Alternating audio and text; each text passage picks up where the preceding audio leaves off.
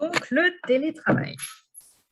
Pour développer ce thème, nous nous sommes posé la question, le télétravail est-il un risque ou un outil de qualité de vie au travail? Alors, difficile d'aborder le sujet du télétravail sans le replacer dans le contexte de la crise sanitaire. Donc, nous avons choisi de vous présenter ce thème selon le découpage suivant, à savoir le télétravail avant, le télétravail aujourd'hui, comment on peut envisager le télétravail demain, et dernière partie, si vous voulez en savoir plus. Alors, le télétravail avant mars 2020. Donc, en 2017, selon une étude d'INSEE, seulement 3% des salariés français pratiquaient le télétravail de manière régulière, c'est-à-dire au moins un jour par semaine. Donc, il était quand même très peu développé en France, notamment si on compare au taux des pays européens, notamment où on se positionnait à 20% en Europe, voire même 35% dans les pays du nord de l'Europe. Donc, en mars 2020, le télétravail a été imposé et mis en place dans l'urgence, parfois pas organisé. Alors, une étude de l'ANAC, donc l'Agence nationale pour l'amélioration des conditions de travail, faite en 2001, a quand même du coup essayé d'examiner ce qui s'est passé lors de ce télétravail qu'on a connu l'année dernière, qui était un travail caractérisé par son côté urgent. En tout cas, c'était un télétravail qui permettait de maintenir une forme d'activité. Il a été imposé souvent au dernier moment, souvent mélangé à d'autres contraintes et beaucoup de contraintes, notamment personnelles. Donc, il a laissé des traces et des enjeux, en fait, finalement, sur lesquels il faut faire attention. Alors, notamment, cette étude montre que 80% des salariés ont déploré le manque d'échange avec leur manager sur les difficultés, notamment sur les difficultés du travail à distance.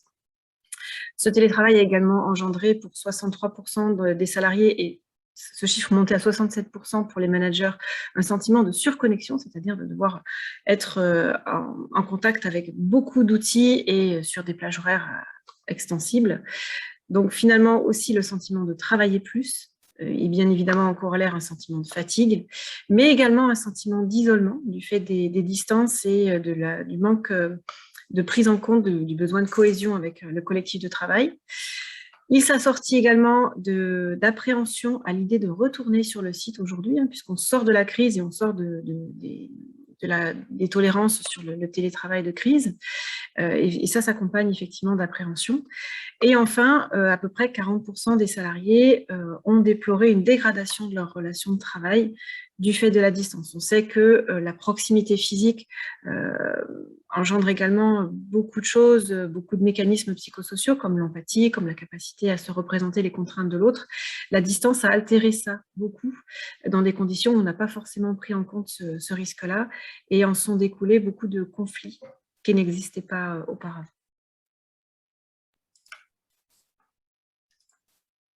Le télétravail aujourd'hui. Alors, après une année 2020 chaotique, l'organisation du travail en France a été complètement remaniée et le télétravail fait partie de nos vies.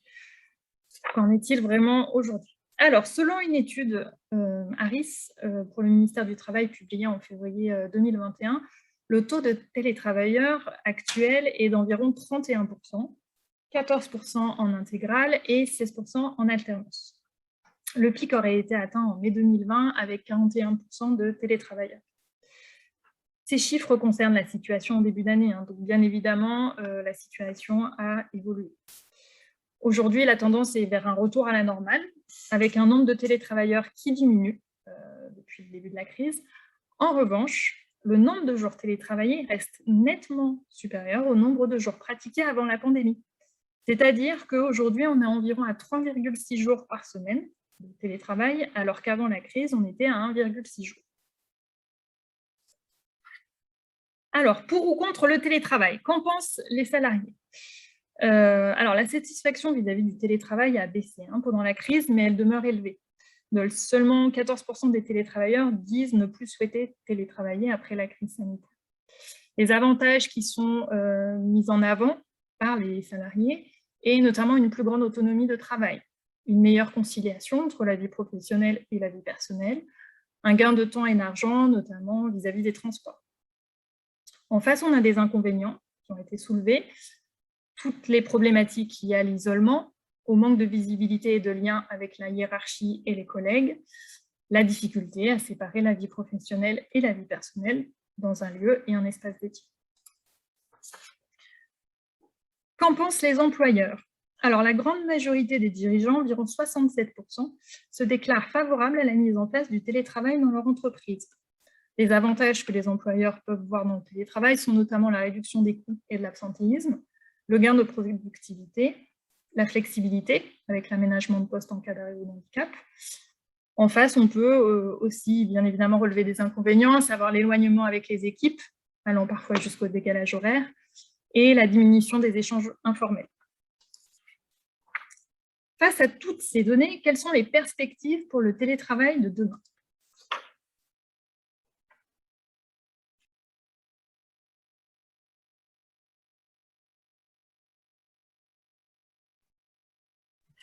Alors, on peut effectivement envisager de mettre en place un télétravail en prenant en compte la prévention, notamment des risques psychosociaux. Qu'est-ce que c'est les risques psychosociaux? C'est tout ce qui va être intégré à l'organisation du travail et potentiellement exposer les salariés à des difficultés d'ordre psychologique ou relationnel.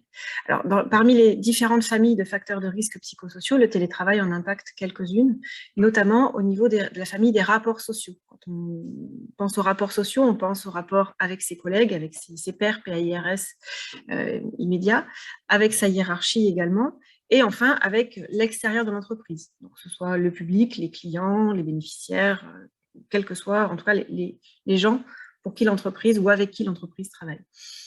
Donc parmi ces rapports sociaux, il va être important de penser à la préservation de la solidité des rapports au sein des équipes afin de contrer le risque d'isolement. Il va également penser à être vigilant, à préserver la confiance avec le manager, également faire attention à réagir rapidement aux difficultés quand elles sont repérées ou exprimées.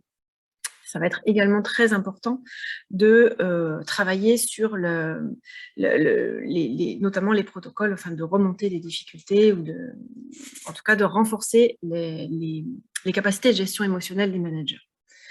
Autre famille de facteurs de risque qui peut être impactée, la latitude décisionnelle. On n'est pas tous égaux par rapport à l'autonomie au travail. C'est important en télétravail de favoriser cette autonomie, cette créativité, même si au départ, elle peut parfois intriguer ou inquiéter. Certaines personnes vont être très à l'aise avec l'autonomie, la revendiquer. D'autres personnes vont envisager l'autonomie comme quelque chose d'assez insécurisant parce qu'on a besoin de guides et de structures. Donc attention à comment on pense l'autonomie et comment est-ce qu'on peut l'accompagner, enfin accompagner l'acquisition d'autonomie. Et puis enfin, garantir les apprentissages et l'amélioration continue dans les pratiques.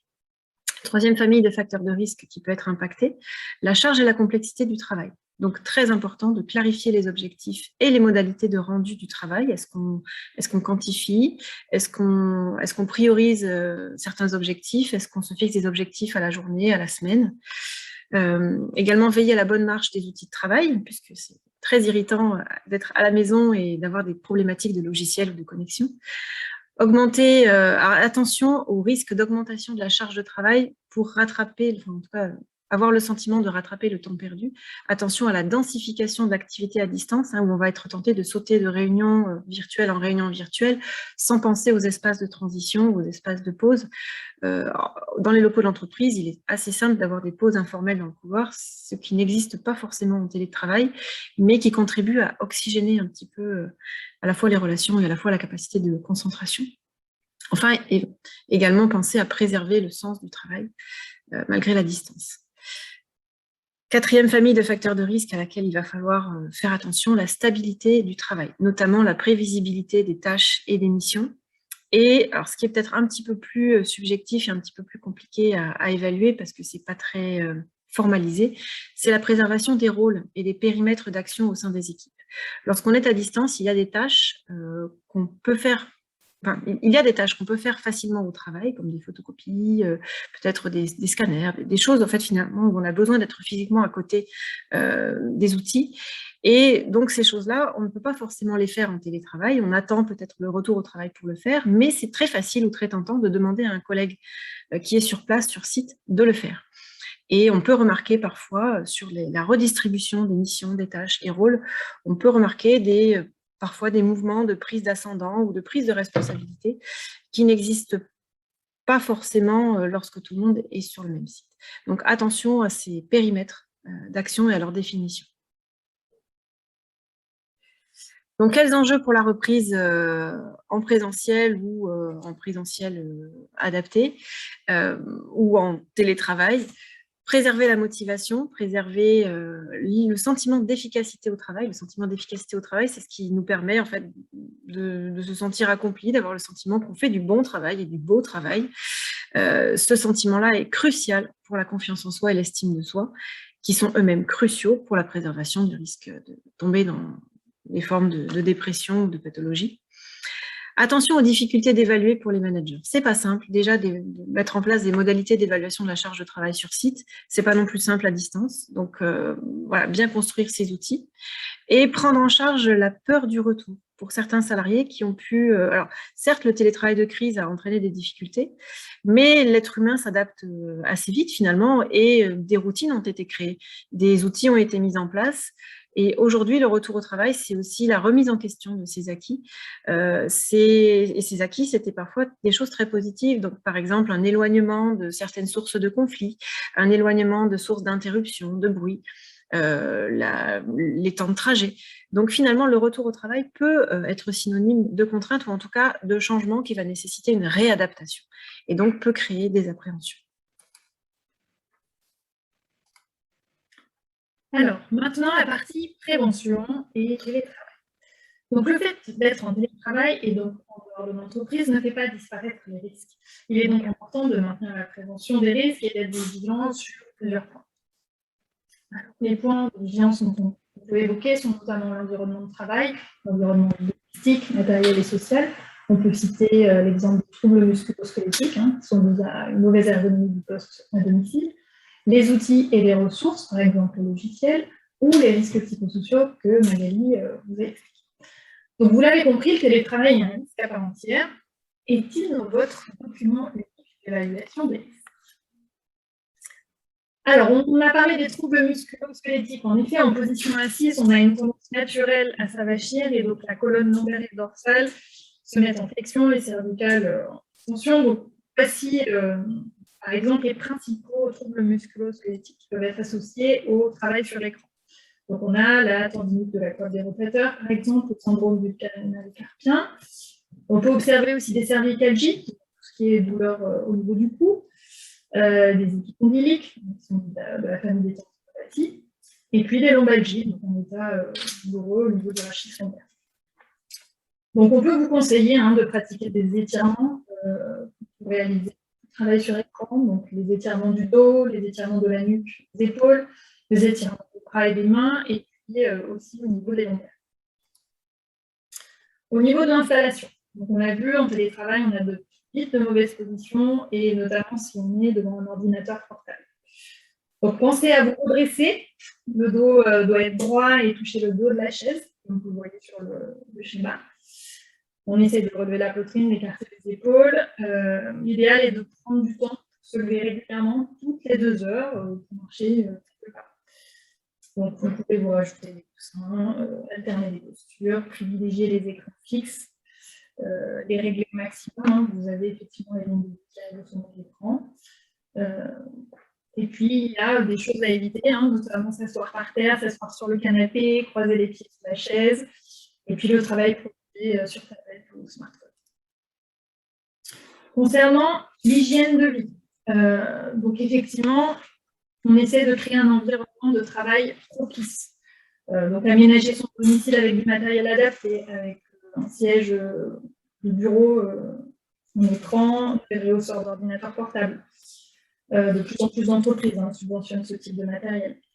On a vu une posture adéquate. On essaye de rester active, notamment pendant les pauses. On parle aussi de suivre une alimentation saine, c'est-à-dire qu'on essaie de s'accorder une vraie pause déjeuner, c'est pas parce qu'on est à la maison qu'il faut sauter les repas, si possible à l'heure fixe, avec un repas équilibré. On essaie de boire de l'eau le plus régulièrement possible. On fait attention à tout ce qui est effectivement connexion, donc veiller à vous déconnecter. On essaie de surveiller les pratiques qui peuvent devenir addictives. On fait attention au sommeil et on essaie de pratiquer une activité physique. Alors, en ce qui va concerner la prévention des risques psychosociaux, au-delà de ce qu'on a dit tout à l'heure, donc je réinsiste sur la notion de relier, en fait, de recréer du lien entre les gens qui ont été séparés, qui ont subi, en fait, tout le monde a subi une situation, on a pu subir, en fait, un maintien sur site, on a pu subir un télétravail, comme on a pu subir aussi un chômage partiel. Donc, important de créer des espaces de lien, des espaces-temps de transition.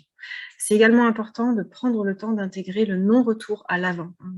Souvent, en période de crise, on attend impatiemment le moment où tout va redevenir comme avant. C'est en général pas ce qui se passe. Par contre, on peut capitaliser sur les nouveaux acquis, sur les nouvelles pratiques, sur tout ce qui a pu en fait créer des apprentissages positifs et qui doit rester dans le travail. Donc, peut-être prendre le temps de se réunir et de réfléchir à comment le télétravail de crise a impacté notre activité au quotidien, quelles sont les pratiques qui vont disparaître, quelles sont celles qu'on va garder et comment réfléchir à l'organisation future. Et je l'ai dit également, être très vigilant au leadership, donc à cette notion de confiance technique et de confiance humaine, on va dire. C'est important d'avoir confiance dans la fiabilité technique de son manager, mais c'est aussi important d'avoir confiance dans sa capacité à nous soutenir et à comprendre nos difficultés. Alors, exemple de mise en place d'un télétravail pendulaire à l'issue des confinements, bien, Nathalie vous l'a dit, dans beaucoup d'entreprises, finalement, certains salariés ont découvert des conditions de travail qui finalement ont permis de mieux vivre son travail. Donc, on souhaitait conserver une partie de télétravail. Il y a des bonnes pratiques dans l'instauration d'un télétravail régulier, donc pendulaire, puisque c'est le mot qui a été retenu. L'idée, en tout cas, c'est de bien définir un cadre, de le marquer dans le marbre. Qu'est-ce que c'est le cadre? C'est par exemple le nombre de jours télétravaillables, la procédure pour demander du télétravail, quels sont les critères d'éligibilité de certains postes ou de certaines tâches en télétravail. Également penser à la participativité, c'est-à-dire le fait de concerter et de permettre aux personnes de s'exprimer, aux salariés de s'exprimer sur la plus-value du télétravail et l'intégration du télétravail dans leur pratique professionnelle. Donc, pourquoi pas recruter des volontaires parmi les salariés pour participer à un groupe de travail de rédaction pour une charte ou pour le cadre, faire valider cette charte par le CSE ou par les instances représentatives, et puis enfin, accompagner cette mise en place. Donc, par exemple, écouter les besoins de montée en compétences des salariés sur tel type de logiciel ou sur telle autre compétence, en fait. Mettre en place des ateliers de formation ou de co-développement pour favoriser la montée en autonomie des personnels.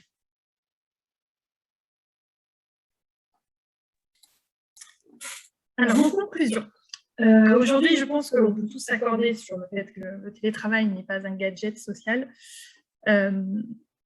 C'est un nouveau mode de travail qui peut générer des risques s'il n'est pas accompagné. En revanche, s'il est encadré par une charte et suivi à travers... Excusez-moi, je reprends. Donc, le télétravail, s'il est encadré par une charte, comme on l'a évoqué, Magali en a parlé, et suivi au travers du document unique, par exemple, il peut vraiment devenir un outil de qualité de vie au travail. Donc, voilà, l'idée est de trouver le juste équilibre entre les facteurs de risque et les facteurs de ressources, puisque les problèmes apparaissent lorsqu'on observe un déséquilibre.